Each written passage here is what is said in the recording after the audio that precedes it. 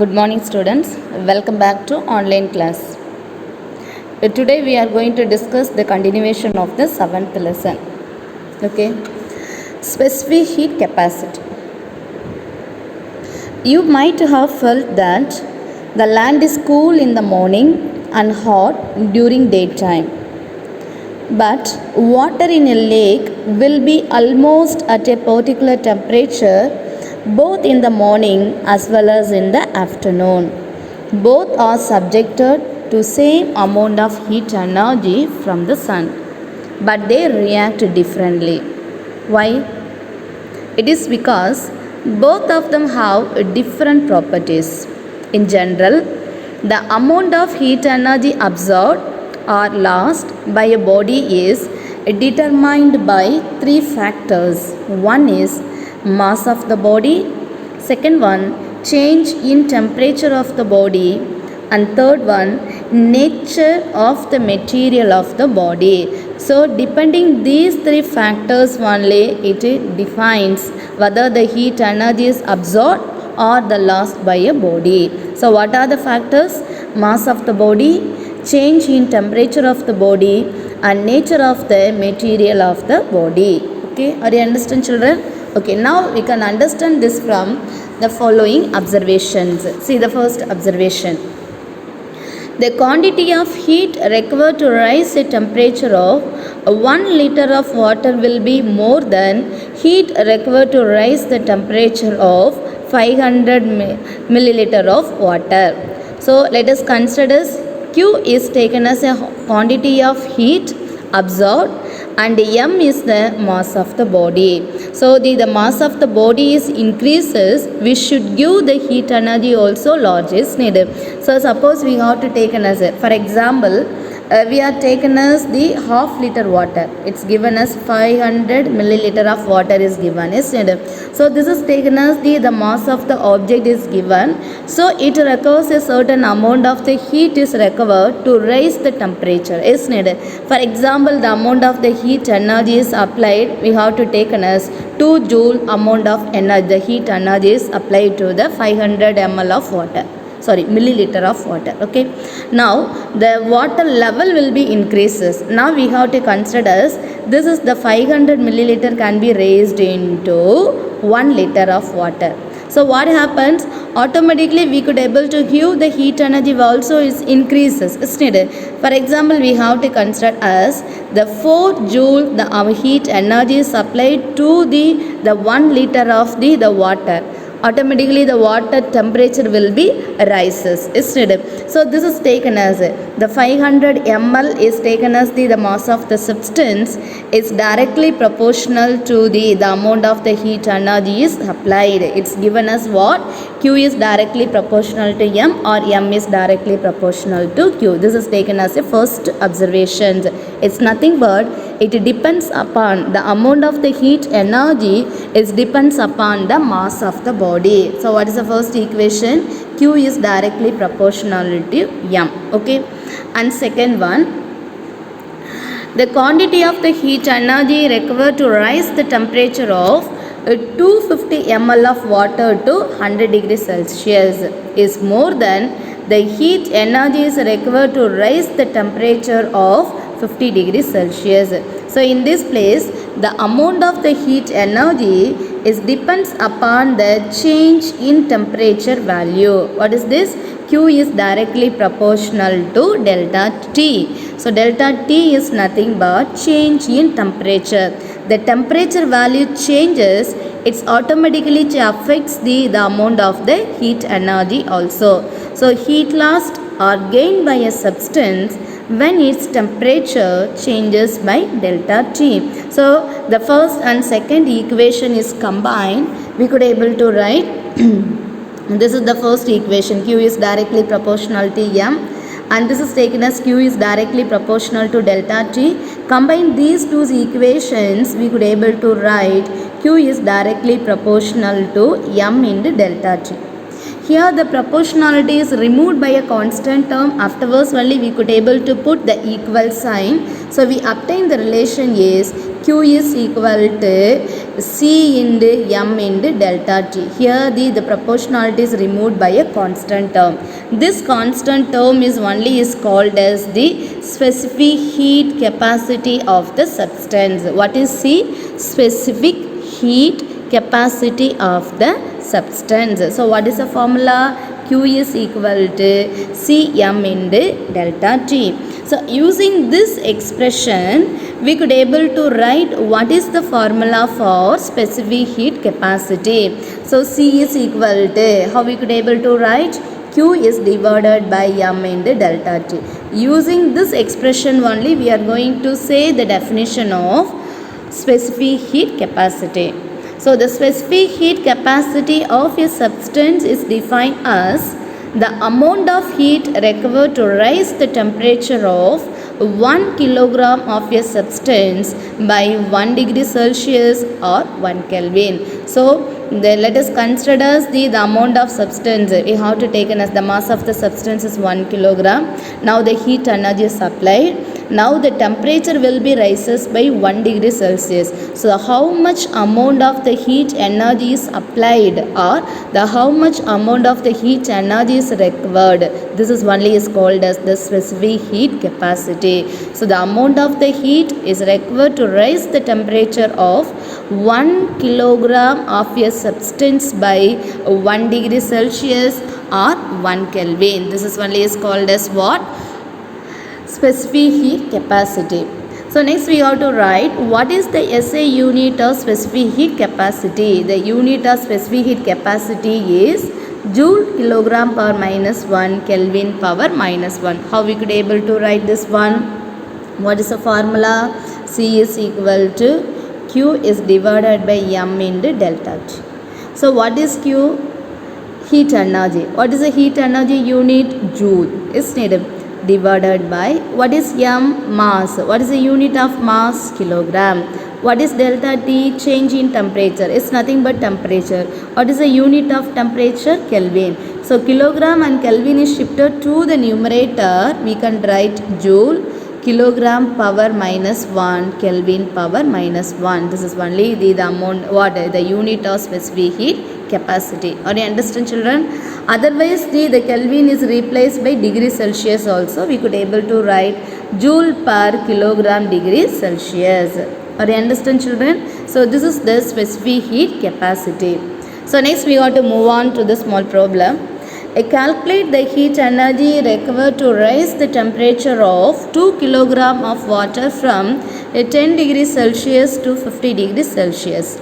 Specific heat capacity of water is 4200 joule kilogram power minus 1 Kelvin power minus 1. This is a constant value. It's given in the problem. So what are the values that are given? The 2 kilogram of water is given. That is M is equal to 2 kilogram is given. And the temperature is changes from which to which one? 10 degrees Celsius to 50 degrees Celsius. Is needed. So the initial temperature is taken as 10 degrees Celsius. Now the heat energy is applied, it increases, automatically rises the temperature also. The final temperature is 50 degrees Celsius.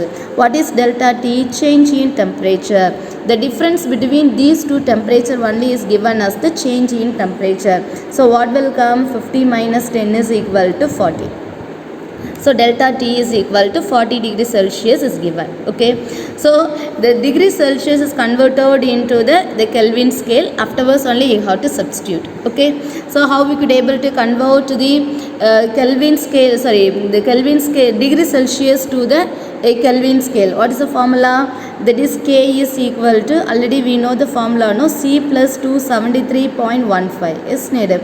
Now C value is 10. 10 plus 273.15 is given as what? 283.15. And again we have to convert it. K is equal to 50 plus 273.15. What will come? 323.15. It is subtracted, it gives the answer is equal to 40 Kelvin. Okay. And after that it is substituted in the formula. What is the heat energy formula? There is a specific heat capacity. Q is equal to M into C into delta T. C value is given 4200. It is substituted. So m is equal to 2, c is equal to 4200 and delta t is equal to 40. It is substituted and multiplied, we will get the answer 3,36,000 joule. This is the what value? The heat energy is required. Are you understand, children? So next we have to move on to what is heat capacity. The amount of the heat energy required to raise the temperature of your body by 1 degree Celsius. It does not depend upon the mass. So this is one is called as the heat capacity or in the thermal capacity. The heat capacity is denoted by the symbol is C dash is equal to the amount of heat energy divided by rise in temperature. This is the formula. C dash is equal to what formula? A Q by T. Are you understand, children? So the SI unit of the heat capacity is joule per Kelvin. The unit of heat energy is joule. The unit of temperature is Kelvin. So the unit of the heat capacity is joule by Kelvin. Are you understand, children? So next we have to move on to the fourth problem. An iron ball requires 5000 joule heat energy to raise its temperature by 20 Kelvin. Calculate the heat capacity of the iron ball. So what is given? The heat energy is given. 5000 joule is given. The change in temperature value is given 20 Kelvin. So what we have to calculate? That is the heat capacity we have to calculate. So what is the formula? Heat capacity is equal to heat energy required by rise in temperature. So 5000 divided by 20. 1 0 and 0 terms are cancelled out. 2 is cancelled out. It gives the answer is 250 joule Kelvin power minus 1. Are you understand, children? Thank you, children.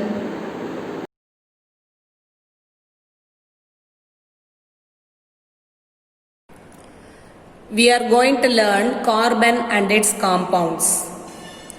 Carbon has got the symbol C. Its atomic number is 6. Its mass number is 12. Carbon is very important in our daily life because it is present in the food we take. It is present in the medicines we take when we fall sick. It is present in our muscles. It is present in our blood. It is present in the bone. It is present in all the living beings. So all the plants and animals are made up of carbon and its compounds. So carbon, the element carbon and its compounds are very important, and the branch of chemistry that deals with the study of carbon and its compounds is called as living chemistry. Living chemistry or organic chemistry or organic chemistry. Organic chemistry. Okay, children. See, in the earth crust, the availability of carbon is 0.032%. Very small percentage of carbon is present in the earth crust. Earth crust. Okay. So this is an introduction about carbon and its compounds. Now let us learn about its discovery. Okay. The discovery of carbon. It starts from the year 1772 by the scientist Antony Lavoisier. Antony Lavoisier. Antony Lavoisier. Okay. He discovered diamond. He discovered diamond. He took a vessel.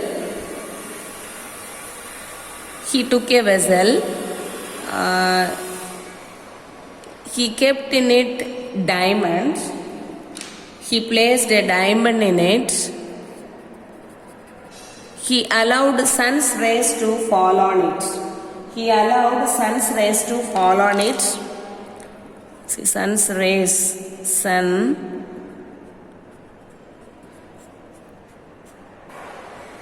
Sun's rays to fall on the diamond. Okay. After some days, he observed the vessel to be empty. He found no diamond in it. No diamond. He found it to be empty. He measured the weight of this vessel with diamond and measured the weight of this same vessel without diamond. And these two weights were found to be equal. The weight, let us keep the weight of this vessel with diamond to be W1 and the weight of this vessel without diamond to be W2. He found that the weight of these two were found to be equal. And he concluded that when the sun's rays fell on diamond kept in a vessel, diamond got converted into carbon dioxide. Okay.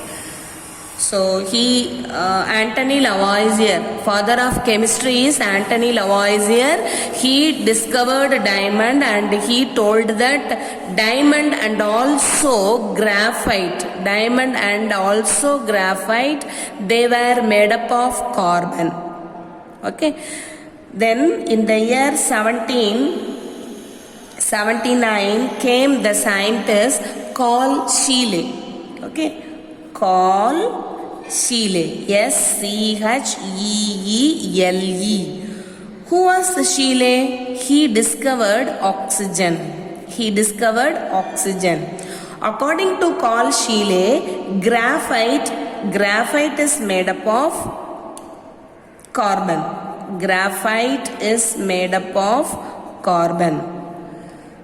Carl Scheele told that when graphite was burnt, it got converted into carbon dioxide. And so he concluded that graphite is made up of the element carbon.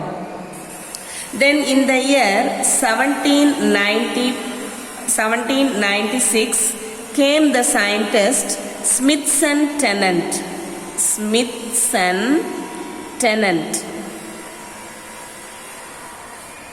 He told that graphite is made up of carbon, graphite and also diamond were made up of carbon, and according to Smithson Tennant, diamond is not a compound.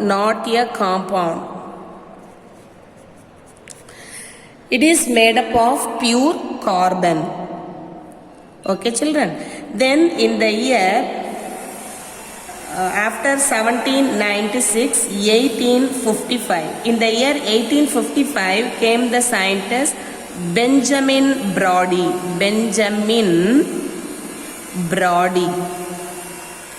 According to Benjamin Brodie, graphite is a pure form of carbon. It is a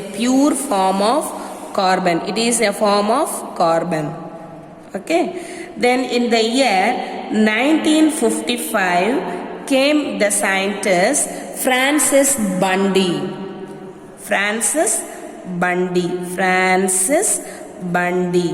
According to Francis Bundy,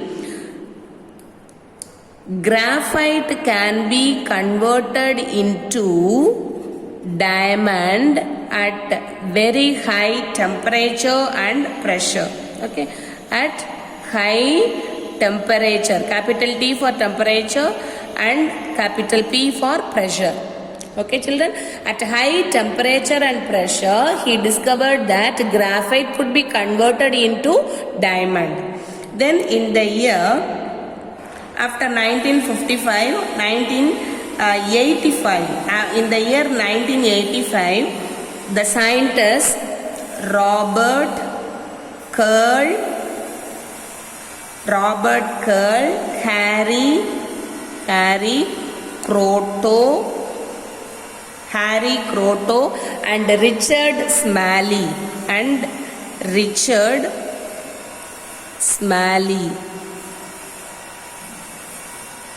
They discovered fullerene, one of the allotropes of carbon.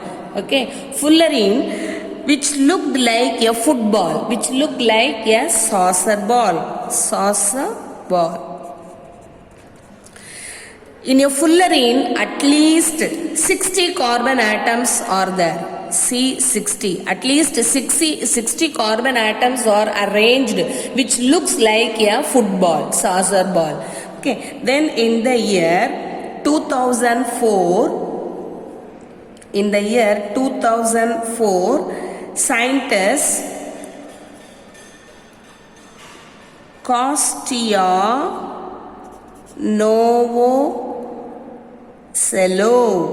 Novoselov and Andrijum.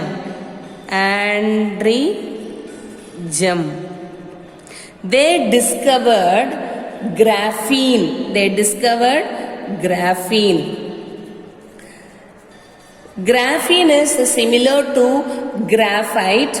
In a graphite, we have hexagon arrangement of carbon atoms. In a graphite, we have hexagonal arrangement of carbon atoms in the form of layers. Many layers of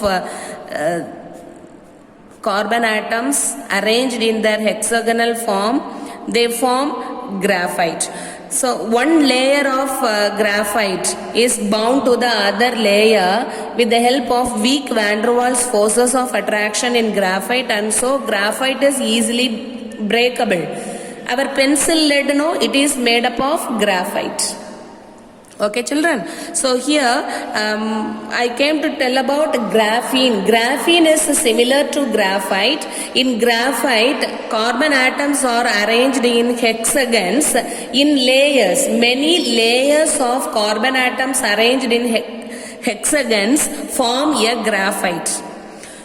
When we learn about graphene, only one layer of graphite forms a graphene. And the thickness of graphene is about 1 atom. The thickness of graphene is only 1 atom. Okay, children? I hope you might have understood the introductory part of carbon and its compounds. Thank you, children.